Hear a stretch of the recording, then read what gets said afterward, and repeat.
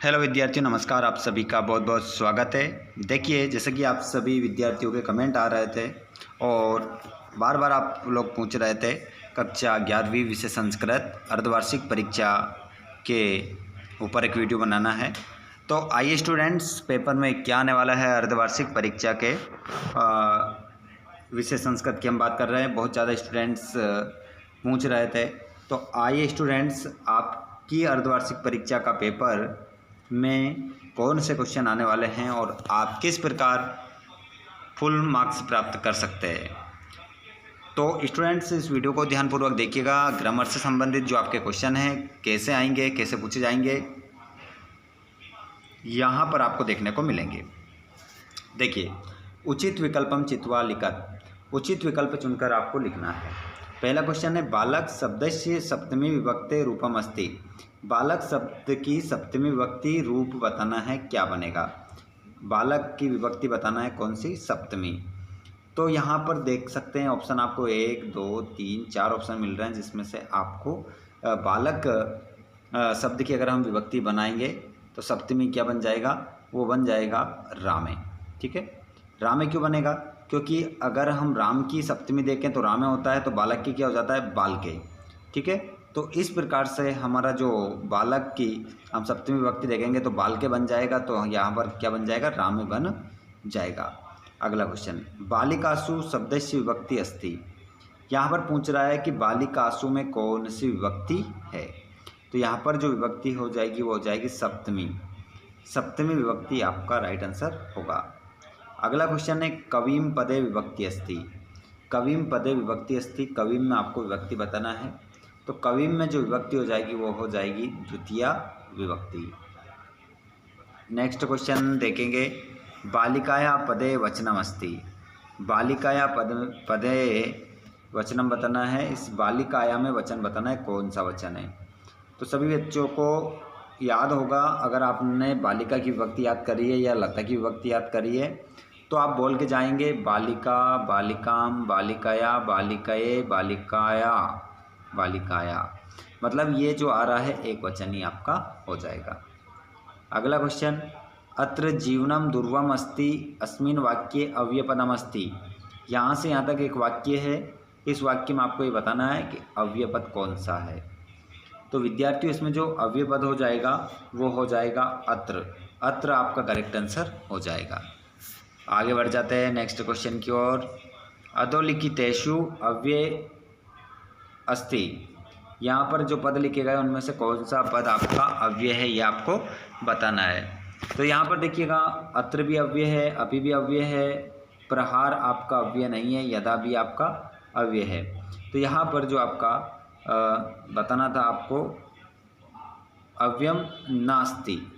नास्ति यहाँ पर आपका होगा, तो यहाँ पर करेक्ट आंसर आपका प्रहार हो जाएगा। ये नास्ति है ना, ध्यान रखिएगा। अगला क्वेश्चन रिक्त स्थान के रूप में देखिएगा कैसे क्वेश्चन आएगा। दूसरा क्वेश्चन है आपका, गच्छन्तु इत्यस्मिन् पदे वचनमस्ति। गच्छन्तु में आपको क्या बताना है, वचनम बताना है ना। आप लोगों ने लकार पढ़े होंगे, तीता अंति सीता था। इस प्रकार लकार से क्वेश्चन पूछे जा रहे हैं। तो गच्छन्तु में जो वचनम होगा वो हो जाएगा आपका, ना तो इसमें एक वचनम है या इसमें द्विवचनम है। तो इसमें आपका जो करेक्ट आंसर हो जाएगा ऑप्शन नंबर 3 होगा। ठीक है, ऑप्शन नंबर आपका 3 होगा, जिसका नाम है बहुवचनम। बहुवचनम आपका करेक्ट आंसर होगा। अगला क्वेश्चन, वदामि इत्यस्मिन् पदे धातु अस्ति। वदामि में आपको धातु बताना है। तो यहाँ पर जो धातु हो जाएगी वो हो जाएगी वद। वद आपका करेक्ट आंसर हो जाएगा। वद मतलब होता है बोलना।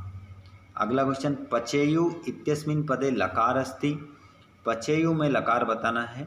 तो पचेयु में जो लकार होगा वो होगा विधिलिंग लकार। इसकी ट्रिक होती है ए तेताम एयु। तो विधिलिंग लकार मतलब चाहिए करते में जिसका हम प्रयोग करते हैं वो लकार आपका ये होगा। लिरिट लकार का उदाहरण बताना है। लिरिट मतलब क्या होता है, भविष्यकाल। इसका उदाहरण आपको बताना है तो पटिष्यति आपका लिट लकार का उदाहरण हो जाएगा। ये जो पटती है ये लट लकार का उदाहरण है। अधिकार पदे उपसर्ग अस्ति। अधिकार में आपको उपसर्ग बताना है, तो यहाँ पर जो उपसर्ग होगा वो होगा अधि। अधि आपका करेक्ट आंसर हो जाएगा। पराजय पदे उपसर्ग अस्ति, पराजय में आपको उपसर्ग बताना है, तो आप सभी जानते हैं उपसर्ग हमारा क्या होता है, परा। पर कोई उपसर्ग नहीं है, परा हमारा उपसर्ग है, तो राइट आंसर हम परा के साथ जाएंगे। अगला क्वेश्चन, उचित मेलनम कुरुत, उचित विकल्पों का चयन कीजिए। तो यहाँ पर समास से संबंधित क्वेश्चन है, आइए मिलाते हैं। देखिए, अनुरूपम, जिसके हमें आगे उपसर्ग दिखे तो वो हमारा कौन सा समास होता है, अव्ययी भाव समास होता है, तो इसको इससे मिला देंगे। चोरात भयम, जिन शब्दों में हमें विभक्तियाँ दिखाई देती है वो होता है हमारा तत्पुरुष समास। मनः रता, तो मनाधन रतः विसर्ग संधि। सतधन जन सज्जन, गणधन ईश गणेश, पंचवटी, तो इसमें आपका जो समास हो जाएगा वो हो जाएगा द्विगु समास। इस प्रकार आपकी जोड़ी हो जाएगी। जिसके बाद में क्वेश्चन नंबर हम फोर्थ की बात करें तो यहाँ पर हो जाएगा आपका क्वेश्चन क्रमांक फोर्थ वाला।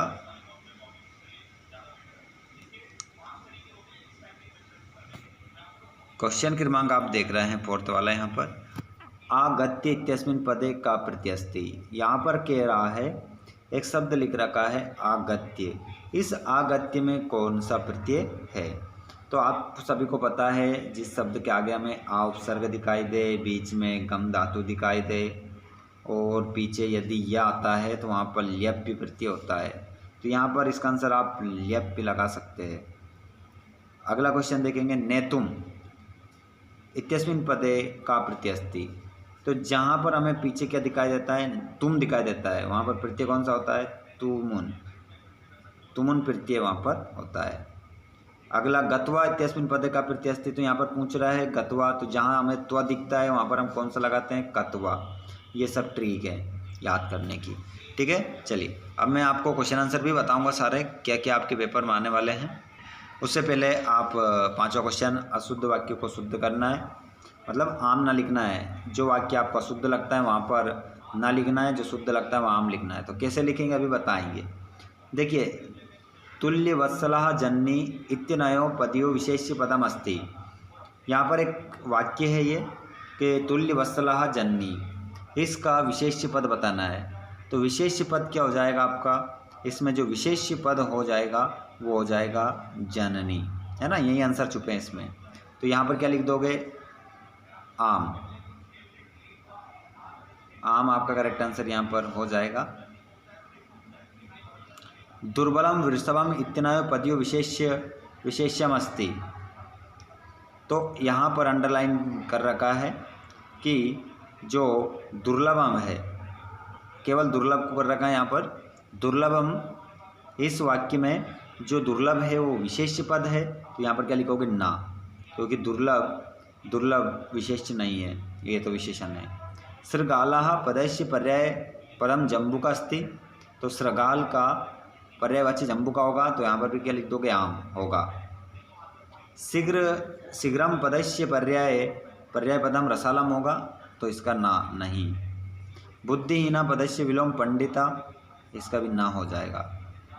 और संपत्तो पदस्य विलोम पदम विपत्तो अस्ति, तो इसका भी आम हो जाएगा, ठीक है। इस प्रकार आपके आम ना हो गए। चलिए, अब मैं आपको क्वेश्चन आंसर बता देता हूँ।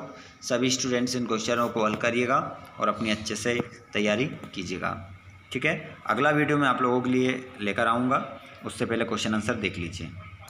चलिए, उसका PDF खुल नहीं पा रहा है, मैं आप लोगों को टेलीग्राम चैनल पर दे दूँगा सभी क्वेश्चन आंसर जो आपके लिए IMP रहेंगे।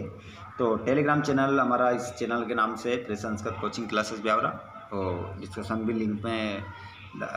में लिंक डाल रखी है, आप जाकर जुड़ सकते हैं, वहाँ पर आपको PDF मिल जाएगा, ठीक है। साथ ही आप इस वीडियो को कहाँ से देख रहे हैं, आपका नाम क्या है, कमेंट बॉक्स में ज़रूर बताइएगा। धन्यवाद, थैंक्स फॉर वॉचिंग।